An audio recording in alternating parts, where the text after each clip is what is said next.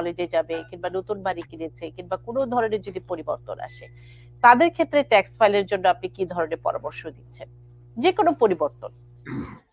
Tax ফাইলে কেউ হয়তো বাড়ি কিনেছে এবং আপনি বললেন যে কোনো বাচ্চা হয়তো কলেজে যাচ্ছে নতুন বছরে, তো উনাদের জন্য কলেজে যারা যায় এবং কলেজে যাচ্ছে বেশিরভাগ বাবা মাকেই দেখি যে তারা এসে বলে যে আমি কিন্তু বাচ্চার টিউশন এবার 12,000 টাকা অথবা 6,000 টাকা আমি পে করেছি, তো আমি ওটা তো একটা ক্রেডিট পাবো।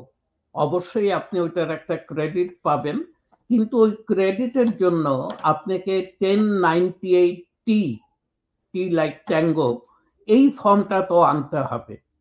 উনি তো আকাশ থেকে পড়লেন না, এরকম তো কোনো ফর্ম আমার বাচ্চার কলেজ দেয় নাই, কিন্তু আমার কাছে রিসিট আছে